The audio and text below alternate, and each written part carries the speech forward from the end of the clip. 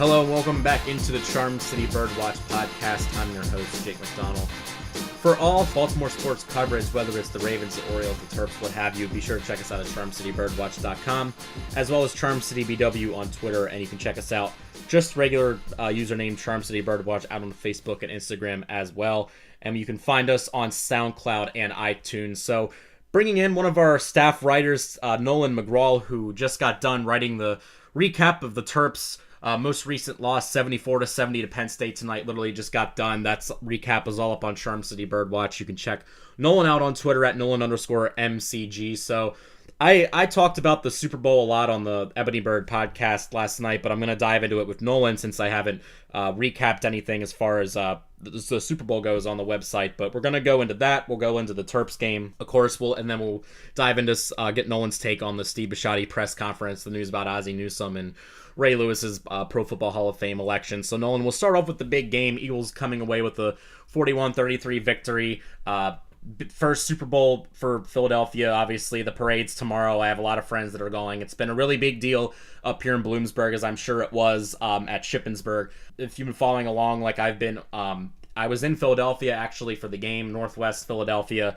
So not down like in Center City where all the really crazy stuff was happening, but still I was on Main Street in Northwest Philadelphia after the game. Saw some people climbing poles, saw some people knocking stuff over, almost had a bush shrub falling down literally right next to me.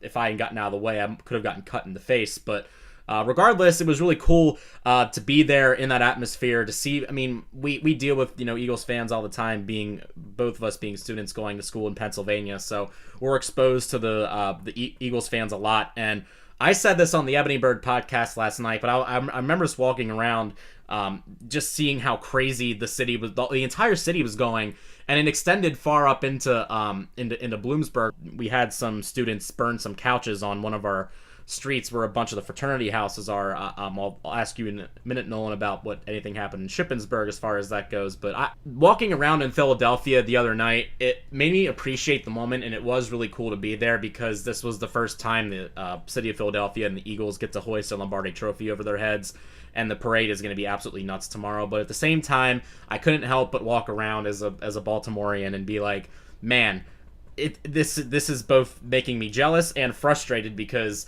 I don't see the Ravens or the Orioles getting a trophy anytime soon. The Ravens certainly appear to be closer than the Orioles. I mean, if we're stacking them up side by side, but neither team really looks on the cusp of a championship right now. The Orioles seem to be going on the complete opposite direction, and the Ravens could possibly get back in the hunt next season, but they have a lot to do before then. So just dive into, first we'll start off with the Super Bowl. Just give me your take on the game and anything interesting that happened in Shippensburg that I wouldn't know about since I don't go there. Well, first of all, I thought it was a fantastic game. Every time the Patriots are in a Super Bowl, at least in the Tom Brady, Bill Belichick era, seems to always be a good game. I found this out the other day, but the Patriots' largest margin of victory in a Super Bowl was just 6 points, and that was against the Falcons last year. And then this year was their largest margin of defeat, but that was still a one-possession game at 8 points. So it's always a close game. It always comes down to the last possession, and that's exactly what you want. And I think that's exactly what the NFL needed this year in the Super Bowl. The last thing you want is, a boring game, a blowout, something like that in the Super Bowl. And with all the, controversy with, ratings dropping this year and, stadiums being a little more empty across the league, I think this was, the perfect end of the NFL season that the league can be proud of. As far as the Eagles' win goes, congratulations to them, to their fan base. I was one of their many doubters all the way till the end. I stand by my pick. I'm standing by that Patriots pick in the Super Bowl. But it was, like you said, it was definitely cool to see their fan base celebrate that one because obviously they never had one before, and a lot of them have been there, watching their entire lives. So to see all those years of frustration, finally pay off was very neat. So no instances really in Shippensburg? Nothing major. I believe some people were just, out in the street celebrating. but nothing crazy happened. You can't say I blame you for picking the Patriots at all. You have the greatest quarterback and head coach combination in the history, and you won. I mean, out of the entire playoffs, you had the best record or the most wins out of any of us, so we can't take that away from you. With the overall playoff record, even though you were the only one that picked the Patriots out of all four of us, which I thought was surprising off the bat. But I mean, who would have thought that Nick Foles would be hoisting the Lombardi Trophy as the game's MVP after the game after Carson Wentz went down? I was talking to one of my buddies who even yesterday was saying, I cannot believe that Nick Foles was able to accomplish that. And I said to him, that's exactly how I felt after. I mean, this was a little bit different because Flacco was a starter, but in terms of him throwing 11 touchdowns and no interceptions in the playoffs and being named the Super Bowl's MVP, there are a lot of parallels in between Foles and Flacco just based on how their skill level. You could certainly say at this point that Foles is a better quarterback than Flacco. I don't think there's any disputing that. But I think it's interesting some of the parallels that Ravens fans and Eagles fans feel with the improbable quarterback making a run that they did, and Flacco doing it 5 years ago, and now Foles doing it this year. Yeah, I thought the exact same thing yesterday, comparing those two postseason runs. And I guess it was Torrey Smith that got me thinking about it because he won with us in 2012 and then this year with the Eagles. But just looking at the numbers, obviously Flacco had the better run, but you just look at the way they both played in those playoff runs. It was very similar, just down to the offensive game planning and, play calling. You look at just the way Foles was throwing the deep ball. I mean, not a bad pass in any of these games. He was just on point the entire time. He had an amazing deep pass to get the game going to Alshon Jeffrey in the Super Bowl. It reminded me of all those deep bombs that Flacco was throwing in 2012.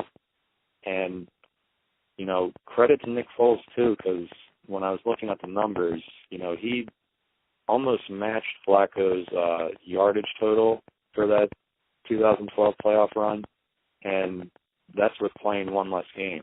The Ravens played 4 games. Eagles only played 3 because of the first round bye. So he, really, really balled out, and I doubted him early in the playoffs, but as they progressed, and then obviously after that, win over the Vikings, I didn't doubt his ability to score. I knew the game would be close. I just didn't think that he would be the one hoisting the trophy in the end. What do you take away from the whole Josh McDaniels situation? That really is a interesting move of him agreeing to become the new head coach of the Indianapolis Colts, and even having some of his coaches already sign contracts and move their families there, and now he's all of a sudden backing out.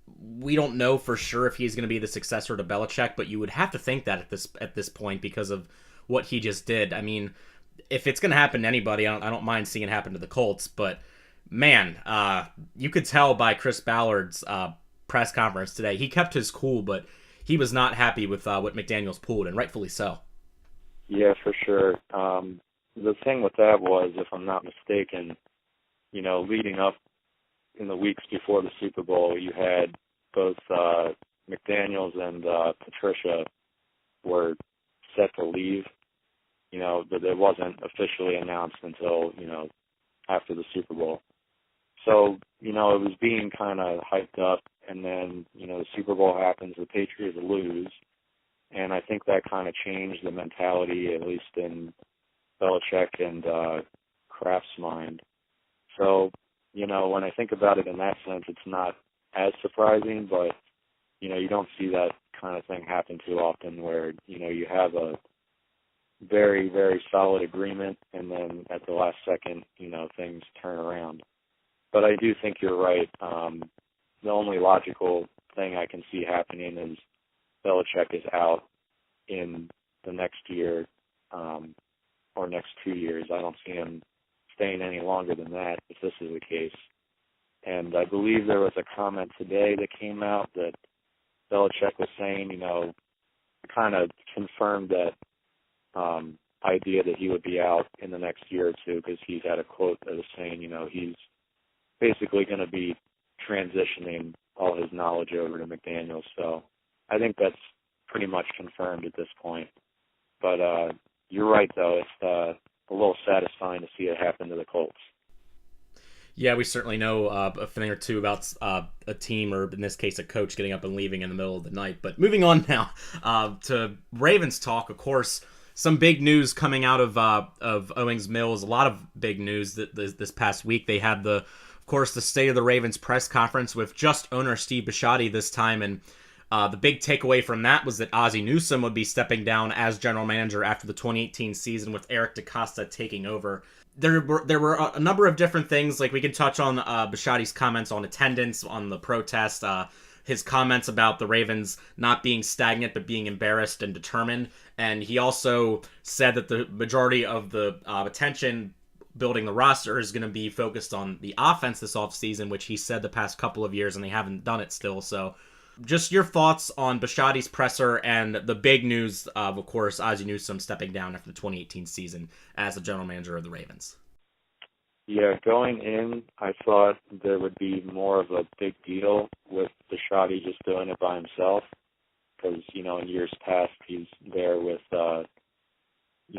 Harbaugh and Ozzie.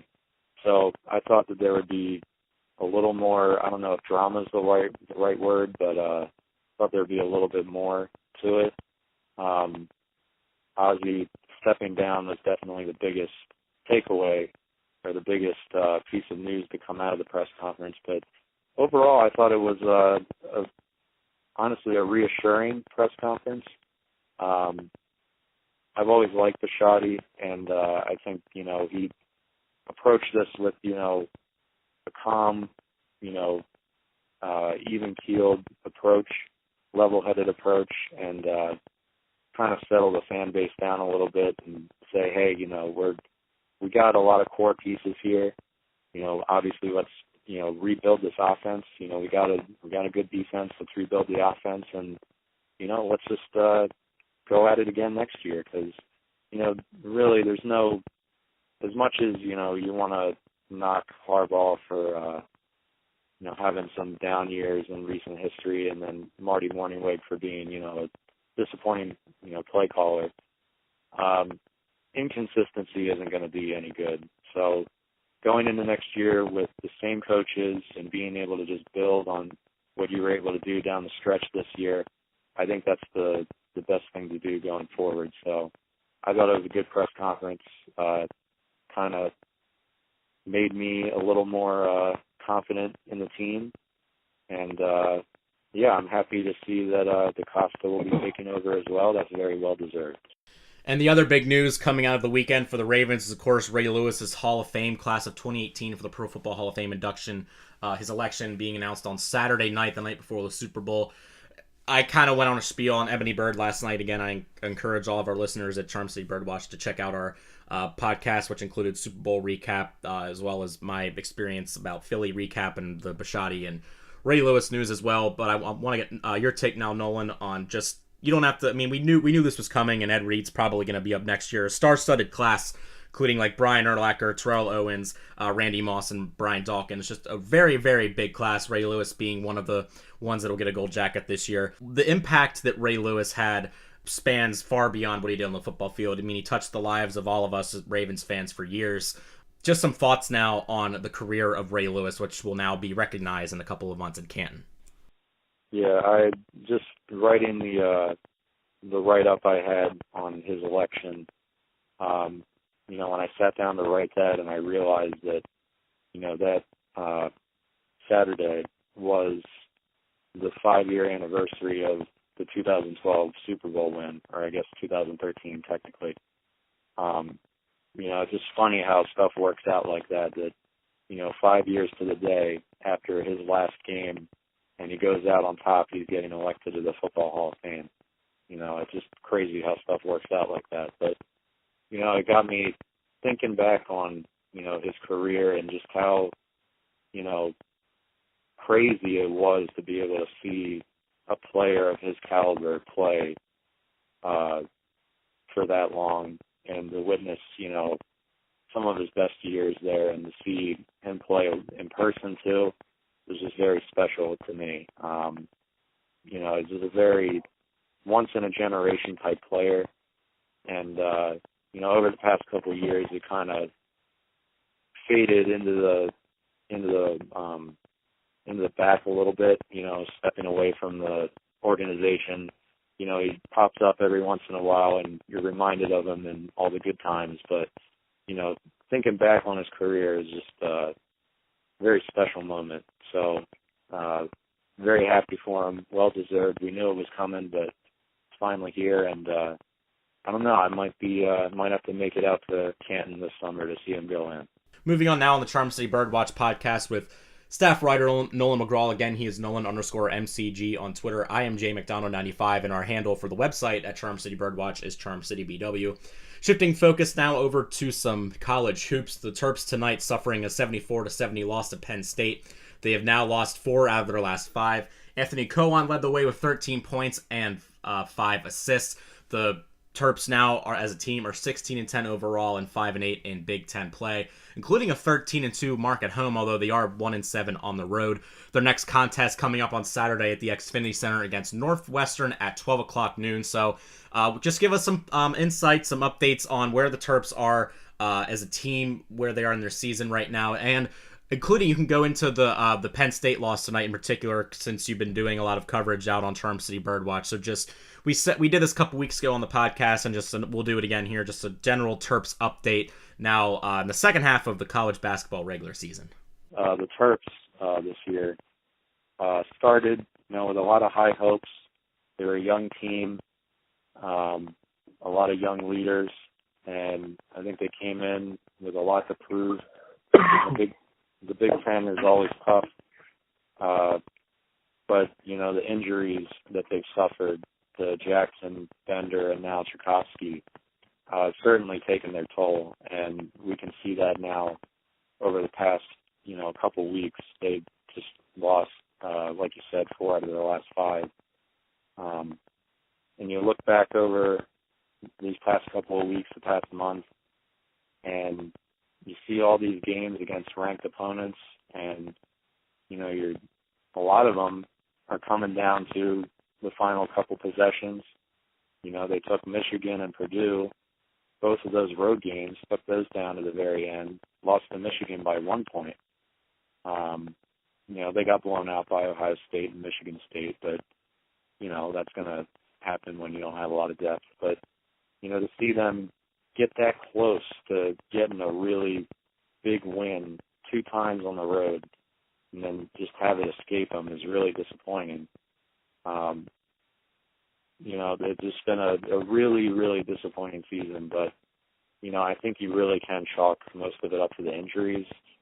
Other than that, I'm not the biggest fan of Mark Turgeon. I think, he's certainly done a lot stepping in for Gary Williams after he retired, but it's getting to the point where you got to ask, what has he delivered beyond just, quality finishes in the Big Ten? He hasn't delivered much in terms of the NCAA tournament. So this year, he gets an excuse with injuries, but next year they got another top recruiting class coming in. Hopefully, he can keep guys like Bruno Fernando around. You'll get Jackson back from his injury, and maybe they'll be able to build something next year. But right now, it's looking like March Madness is going to escape them, and they might just be playing in the NIT tournament this year. Yeah, certainly the way things are looking like right now in an injury-riddled season for the Maryland Terps. That's going to wrap things up here on this edition of the Charm City Birdwatch podcast with staff writer Nolan McGraw. Again, Nolan_MCG on Twitter. I am JMcDonnell95, and our site handle is CharmCityBW. Like I alluded to earlier, find us on SoundCloud and iTunes for the podcast. Please subscribe to us and give us that 5-star review. And also check everything out on CharmCityBirdwatch.com as well as Facebook and Instagram.